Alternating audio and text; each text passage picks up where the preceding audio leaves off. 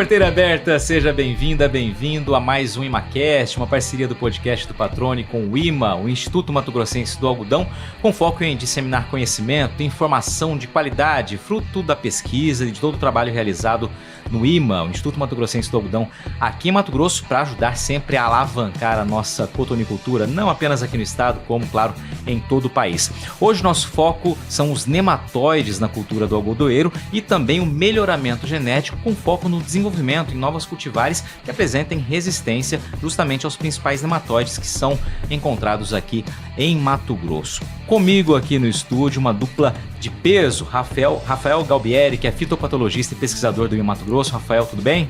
Tudo bem. Maravilha. Acompanhado também do Jean Belot, que é melhorista e pesquisador também do Instituto Mato Grossense do Algodão. Jean, seja bem-vindo. Como é que está? Muito obrigado. É um prazer estar aqui. Maravilha, o prazer é nosso. Rafael, vamos direto então para esse bate-papo aqui. Eu queria que você começasse me falando, qual o impacto dos nematóides na cultura do algodoeiro e também quais as principais espécies que a gente tem que nos preocupam aqui, especialmente em Mato Grosso.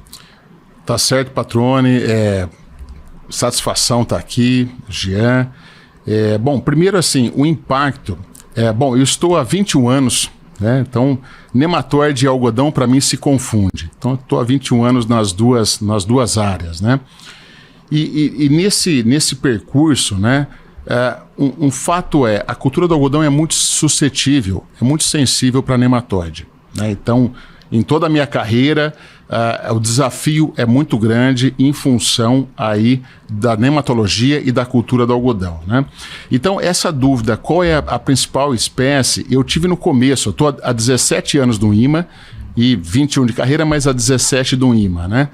Então, qual era a principal espécie? Então, no começo do IMA, a gente tinha dúvida, né? Então, será que era galha, reniforme, tal, ou pratilencos? Se falava muito de pratilencos, né?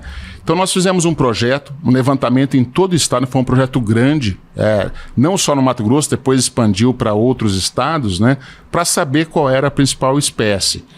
E nós chegamos, aqui é um boletim que nós fizemos em 2016, até eu falei com o Jean, tem que fazer a atualização dele, né? Mas é isso aí, 16, quase 10 anos da publicação, né? Então, nesse trabalho, né, nós colocamos os dados do levantamento e chegou a meloidógena incógnita e a reniforme. Então, as duas principais espécies aí para a cultura. Num levantamento feito em 2002, tinha 5% de meloidógena e nesse projeto chegou a 25%.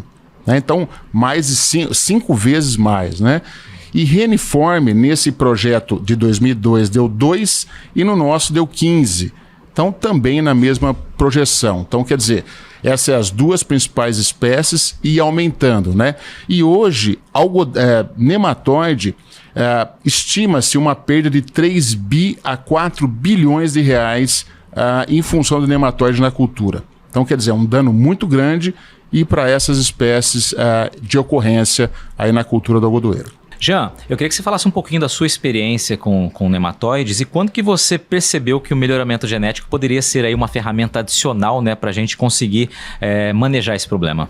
Conheci os nematóides quando eu cheguei no Brasil, porque antes disso eu não conhecia os nematóides no algodão, né? Então eu cheguei no Paraná e no Paraná tinha bastante problema de meloidogênese nas áreas arenosas, lá no oeste do estado, e no norte do estado, com rotilencos. E aí que eu percebi que nestes ambientes, talvez, de cultivo, em clima tropical, úmido, realmente era um problema muito grande. E aí que nós começamos a trabalhar, nesta época, no programa da Codetec, com o que nós tínhamos de fonte de resistência. Mas depois eu vou explicar um pouco mais. Nesta época, não tínhamos ferramentas de biologia molecular para nos ajudar neste trabalho. Então, tudo era feito com inoculação artificial ou a campo para tentar encontrar material um pouco mais tolerante, vamos dizer. Só que nesta época, já nós estávamos enxergando que tinha potencial muito grande para melhorar as cultivares em relação a estes nematóides, seja de galha ou seja rotilencos. Maravilha. E aí, Rafael, você falou de um crescimento percentual ali, né? Até falou 5 vezes mais em um determinado caso. Por que tem aumentado tanto aqui no Brasil? É uma boa pergunta. Então, primeiro assim, a cultura do algodão aumentou 3 vezes nos últimos 12 anos, né, mais ou menos, o aumento da cultura. Né? Então, primeiro, a cultura do algodão é a cultura muito suscetível a nematóide, uma das mais suscetíveis. Então, quer dizer, uma cultura muito suscetível, está propício ali para o aumento, do nematóide, multiplicação e tudo mais. Esse é um ponto. O outro ponto hoje no algodão do Mato Grosso, mais de 80% da área plantada é em segunda safra. Então é a soja e o algodão na sequência. Então isso fez o nematóide mais ou menos 28 dias um ciclo do nematóide. Então no algodão, se a gente pegar ali 125 dias, mais ou menos 160, mas no final é mais seco. Vamos colocar 125, né, de umidade, mais ou menos 5 ciclos, né? Com a soja antes, é mais 4 ciclos ou 5 antes. Então, aumenta muito a quantidade de nematóide, quer dizer, é mais comida, mais alimento para esse nematóide, a soja e o algodão na sequência. Então, isso para mim foi um fator para aumentar a população do nematóide, são nematóides comuns, tanto para soja como para algodão, a mesma espécie, né? Então, isso favoreceu o aumento, tá? Então, principalmente para reniforme, que é uma espécie que a gente vai comentar. Então, mais algodão plantado e 2 culturas no mesmo ano. E quais seriam os principais métodos de manejo? Pensando na condição geral de manejo de nematóide, é o manejo cultural, químico, biológico e genético, né? Então, esses são os métodos que nós temos para manejar o nematóide. Uma questão é mudar o ambiente daquela planta para controlar o nematóide, como é o caso de nematicida, químico e biológico. Nós mexemos com aquele ambiente para controlar o nematóide. Outra questão é minimizar ou diminuir o alimento para o nematóide. Então, aí sim, rotação de culturas com culturas não hospedeiras ou resistência genética. Então, a resistência genética, o nematóide não consegue se multiplicar ou minimamente na cultura que nós estamos trabalhando. Então, é diminuir o alimento para ele. E ele sempre precisa da planta viva para sobreviver. Então, ele vai, se não ceder alimento, ele vai diminuir a população aí no campo, né? Então, os métodos de manejo, basicamente, são esses, e a genética, que é a questão aqui que a gente vai comentar durante aqui a apresentação. Maravilha. E aí, Jean, quais as principais dificuldades para se obter, então, uma cultivar resistente a nematóides? Quando nós começamos a trabalhar com melhoramento genético para resistência aos nematóides, primeiro, nós temos que identificar fontes de resistência. Então, às vezes, são fontes que nós conhecemos, que são publicadas, só que eu comentei com vocês que não tínhamos ferramentas para poder trabalhar estas fontes. Nos anos 90 até 2000, teve muito trabalho de equipe americana, internacionais, que publicaram muito sobre a identificação dos genes envolvidos na resistência à melodogina, pegando este caso. E foi muito interessante, porque quando nós chegamos em 2010, no programa de melhoramento genético do IMA, nós montamos um laboratório de biologia molecular para assessorar o programa, e aí nós começamos a trabalhar com mais precisão para poder transferir estes genes dentro do material melhorado. Então foi, vamos dizer, foi uma mudança muito drástica e um ganho de eficiência muito grande dentro dos programas de melhoramento. Então agora, para a resistência à milidogina, nós conhecemos 2 genes que conseguimos transferir em qualquer material. Para dar uma ideia, leva para mim e a minha equipe mais ou menos 6 anos para partir do material sensível para um material resistente, vamos dizer com 1.000, 2.000 bolsas de semente desta nova variedade. Então, 6 anos. Então, já é um ganho muito expressivo. Nós conseguimos fazer isso com até uma velocidade relativamente interessante.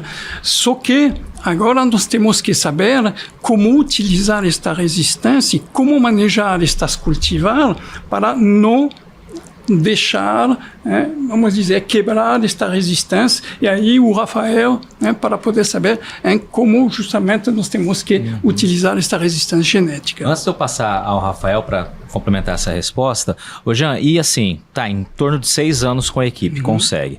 E o investimento disso, né? Porque não é só investimento de tempo, de pessoal, tem um investimento evidentemente financeiro também, requer um aporte aí interessante, né? Um investimento significativo, porque, bom, primeiro, quando você trabalha com marcador, você precisa ter ferramentas moleculares que é expressivo, um investimento muito significativo, e você tem que pensar que até poder usar estes marcadores, tem muito trabalho que foi feito por outras equipes científicas para identificar estes genes, identificar os marcadores para você poder trabalhar. Então, sempre isso é dificuldade.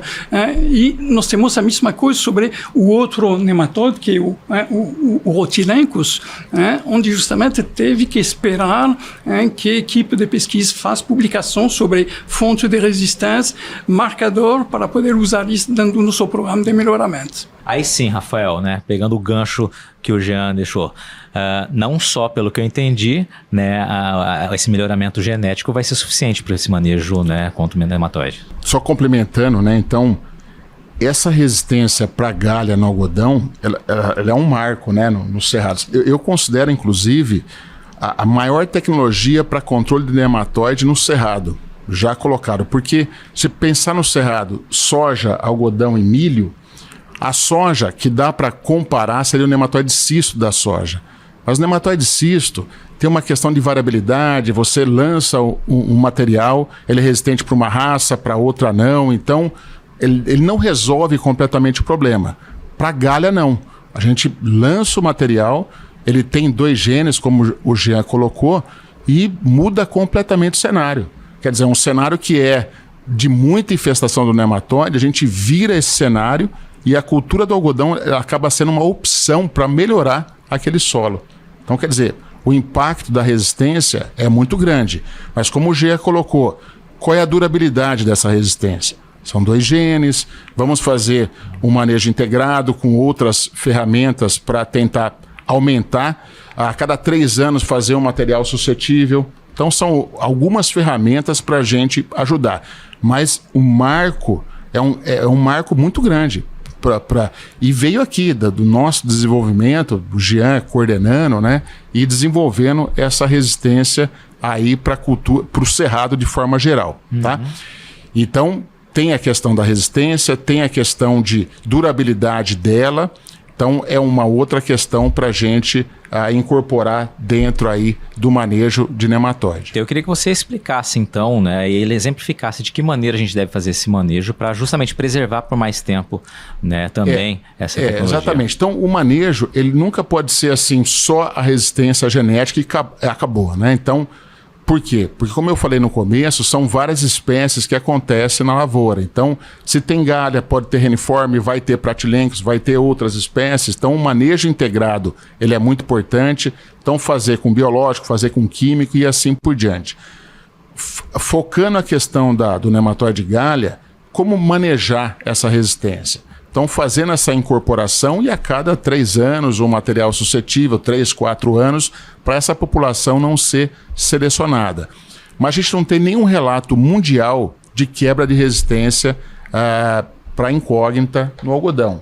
Até então, não tem isso aí. Então, a gente vai ainda...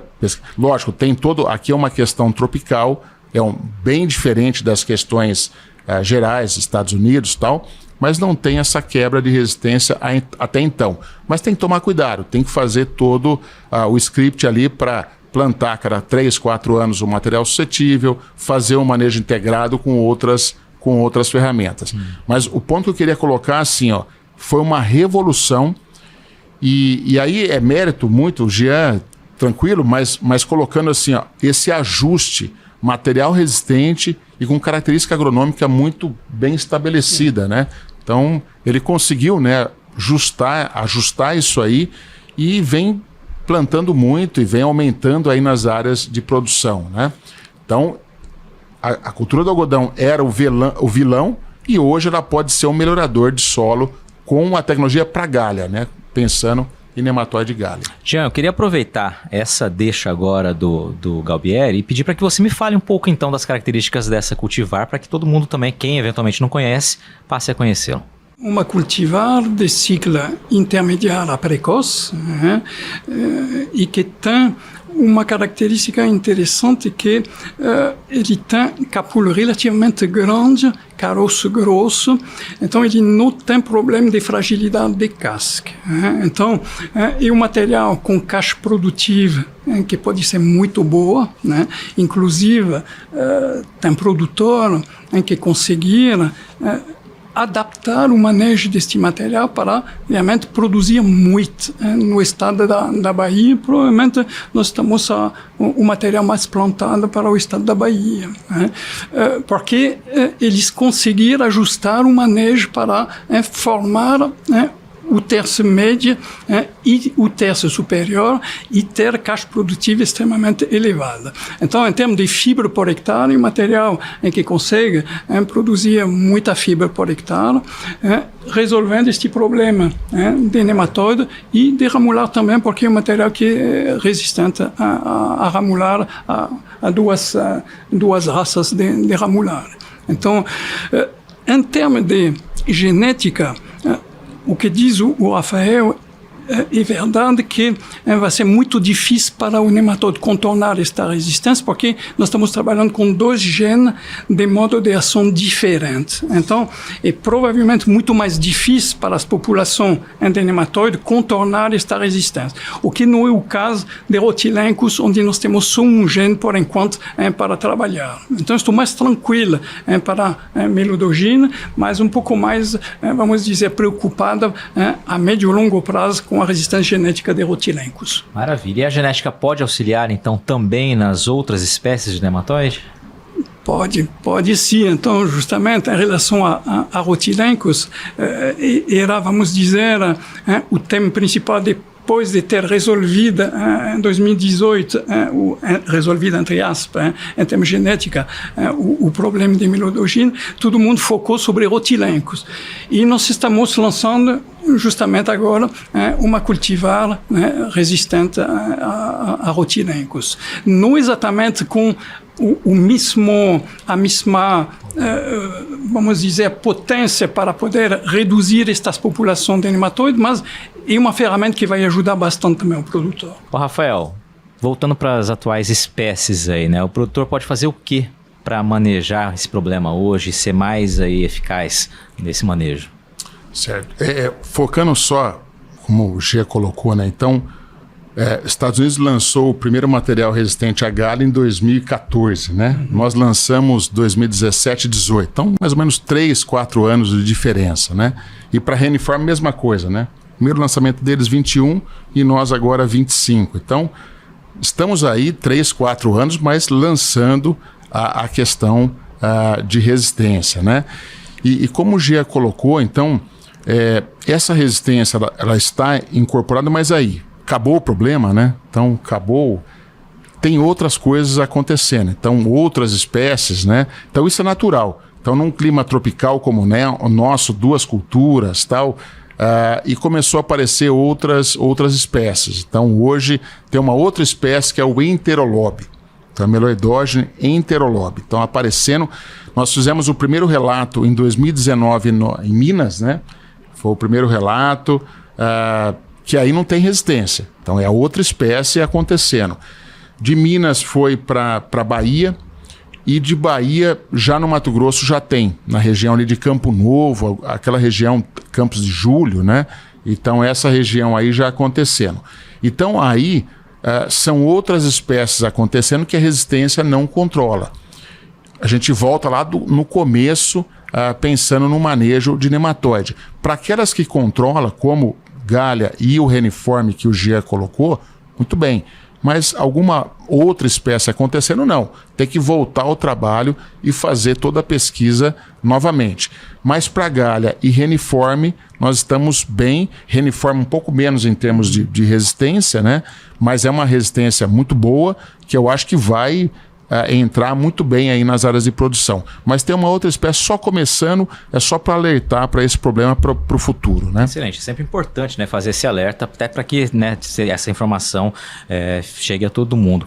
O lançamento então dessa nova 2025, já lançamento comercial já. Sim. Exatamente. E vai chegar o momento em que a gente vai ter uma cultivar aí que seja resistente a todas as espécies? Esta cultivar é resistente a Rhotilencos e a Amilodogina, as duas. Enterolobim, estamos buscando fontes de resistência. No futuro, se nos encontramos, vai ter que agregar esta resistência às duas primeiras. O problema é o quê? É que cada vez mais você tem que trabalhar com mais genes que tem que transferir no novo material. Mais custo. Porque você tem que trabalhar com população maior, você tem que mobilizar mais esforço em termos de biologia molecular, então o custo é elevado. Maravilha. Eu queria aproveitar um pouco da tua experiência aqui, já, para te perguntar, considerando os programas de melhoramento, né, que existem genéticos no Brasil, qual o nível de preocupação e trabalhos para obter cultivares resistentes a doenças e nematóides, e eu queria que você inserisse, né, o papel do IMA nesse cenário. Bom, eu acho que todos os programas de melhoramento do Brasil colocam como objetivo principal a resistência à doença e a nematóide. Isso eu não tenho dúvidas sobre isso. O fato é que quando o IMA criou o programa de melhoramento genético, o foco foi claramente, desde o início, resistência à doença e nematóide. Então, nós abraçamos a causa, talvez um pouco mais forte que os outros. Fomos atrás de informação, fomos lá para o Mississippi, ver os especialistas americanos, e aí que começamos a trabalhar. E como diz o Rafael, estas resistências não é uma novidade. Novidade é ter as variedades equilibradas lançadas aqui no Brasil. Isso é o nosso papel do IMA, estar aqui para cutucar todo mundo, para mostrar que nós temos que incorporar estas resistências nas variedades, assim todo mundo entra com material que vai atender o produtor. Nós fomos os primeiros, no caso, de Melodogina, Rhotilencos, outras empresas estão chegando com material com resistência, mas nós estamos inseridos na dinâmica, e isso é o mais importante, mostrar que nós somos uma alternativa para o produtor escolher a variedade que ele quer. Pois é, como bem o Rafael pontuou, né? Você configura o oferecimento da resistência, mas com as características agronômicas que vão ser aí pertinentes à nossa realidade, considerando inclusive, né, o potencial produtivo, né? O Rafael, eu queria que você, eu digo que informação nunca é demais, né? Trouxesse os sintomas principais de observação dessas duas principais, os dois principais nematóides que a gente enfrenta aqui. O sintoma, a gente nunca vai... o nematóide galha, você vê um sintoma de galha na raiz. Então, quer dizer, é como se fosse um tumor, um aumento do sistema radicular, e a gente consegue ver no sistema radicular, tirando e vendo ali aquele sintoma de galha.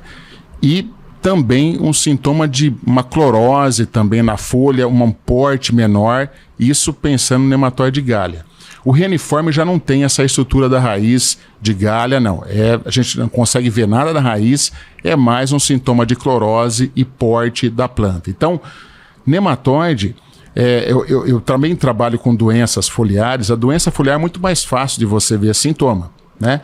O nematóide, quando você vê sintoma, é sinal que a população está muito já avançada. Então, esse é um ponto, né? Então, o sintoma, ele expressa com uma população muito mais alta, né?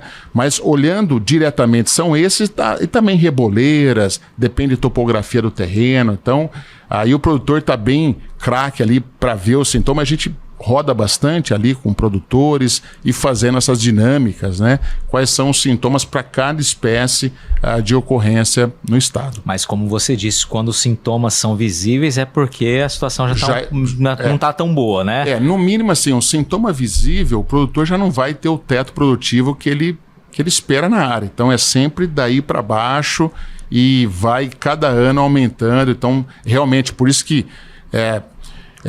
eu tô, como eu falei, esse tempo no IMA, né? No começo do instituto, eu rodava, porque no departamento de fitopatologia a gente roda e fala com os produtores, vê o melhor manejo e tal.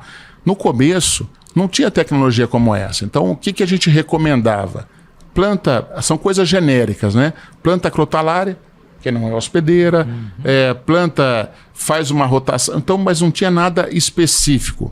Então, o tempo vai levando ali, o Jean falou de toda essa tecnologia, todo o investimento de biologia molecular, fazer introgressão, o trabalho dele de chegar tal. Até teve algumas situações no pessoal, a gente chegou com material resistente, o pessoal, foi uma sorte. Imagina, são 10 anos de projeto, né? Eu imagino mas uma brincadeira, né?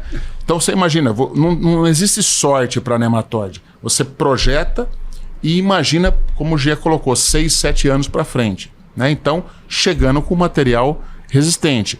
Aí sim, chega com material resistente e faz todo o manejo. Mas antes não tinha. Então era tudo genérico, né? Hoje não.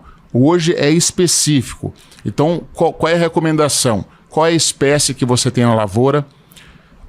De acordo com essa espécie, a tecnologia está aqui disponível. Entendeu? Então, é específico para aquela espécie. Então, fazer a diagnose, fazer a quantificação, olhar na lavoura e aí sim ter as ferramentas disponíveis e não como antes, que era algo genérico e não tinha muito.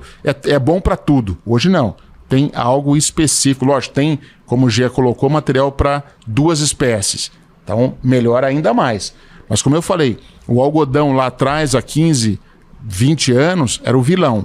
Hoje dá ainda para melhorar. Por exemplo, numa área que tem cisto, o algodão é excelente para rotação em cisto. Uma área que tem cisto, galho e reniforme, você tem, o material não é hospedeiro, o algodão não é hospedeiro para cisto, tem resistência a galha e resistência a reniforme. Ele muda completamente. O único nematóide que sai desse contexto de manejo é o Pratylenchus. Mas o Pratylenchus para o algodão não é tão importante, mas ele entrega mais para a soja. Então vocês imaginam, assim, o que nós temos de tecnologia, mas o produtor tem que saber qual é a espécie para fazer o manejo mais apropriado. Pois é, esse é o beabá básico, literalmente, aí, né? Que é justamente você identificar qual a incidência na tua área, né? Que espécie está ali para que você possa adotar a ferramenta mais adequada, mais indicada para cada situação. Exato. Perfeito. Jean, olhando para o futuro, né? Me fala como estão os trabalhos de vocês aí. Então a gente tem um lançamento em 2025. Que outras áreas vocês estão focando aí daqui para frente? Bom, primeiro nós temos que melhorar as variedades que têm estas 2 resistências. Então, vamos dizer, o perfil agronômico. Isso o foco atualmente. E depois, colocar nestas variedades as novas biotecnologias que estão saindo no mercado. Porque essa também é uma coisa em que nós não podemos ter só um material, uma variedade que é resistente a nematóides, se ela não tem resistência aos herbicidas e aos insetos. Então, automaticamente, uma corrida com o tempo, para justamente poder integrar as novas tecnologias que estão surgindo e que nós justamente integramos dentro destes materiais. Então, a curto prazo é isso. Tá? Só que, como o melhoramento genético é de longo prazo, o Rafael acabou de falar desta nova espécie, Enterorobi, que me assusta muito, porque é muito agressiva, e então estamos atrás de fontes de resistência, não tem. Então, nós estamos em contato com a equipe americana, que começa também a se preocupar com o tema. Então, nós temos que fazer tudo básico.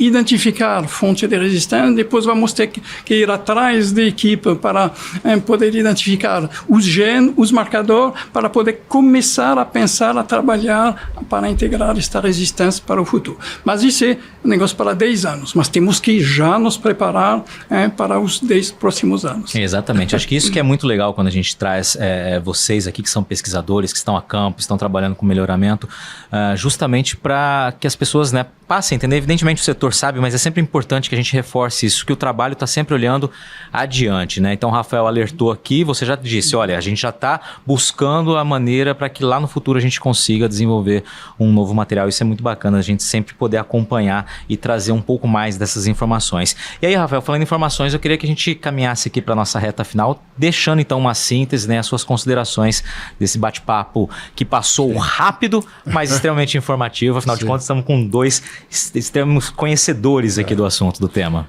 É isso. O meu trabalho, por exemplo, é alertar na fitopatologia, é ver quais são as espécies e alertar o Jean que vai desenvolver o material. O meu trabalho é alertar e avaliar os materiais que ele gera, né? Então, mas assim, ó, a gente não termina aqui. Então, como a gente colocou, já desenvolveu muito e tem outras espécies. Então, quer dizer, mas a fórmula a gente conseguiu. Então, é duro que a gente fica falando e não chega no mercado, né?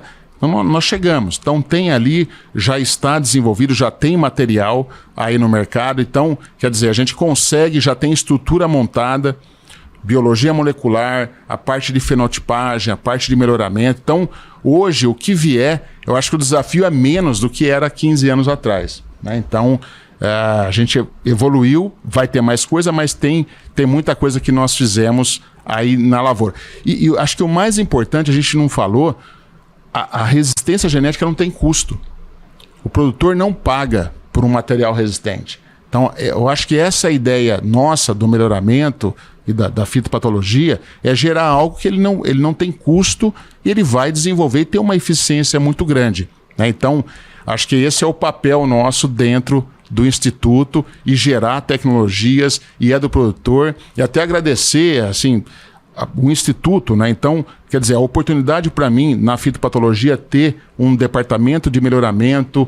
Acho que o Jean é um cara muito responsável, que está aí gerando tecnologia, e também nosso diretor, o Álvaro Salles, que está trazendo investimento e fazendo, porque precisa de investimento. Como eu falei, não é sorte, é chegar com material resistente, precisa de investimento. A gente conseguiu provar que é possível e a gente pode avançar para outras espécies, o que vai seguir aí dentro do sistema de produção. Maravilha, obrigado, viu, Rafael? Jean, suas considerações. Sorte é resultado de trabalho, investimento pessoal, conhecimento, né? Ou seja, muito suor aí, pensamento focado para encontrar soluções, né? Bem, isso.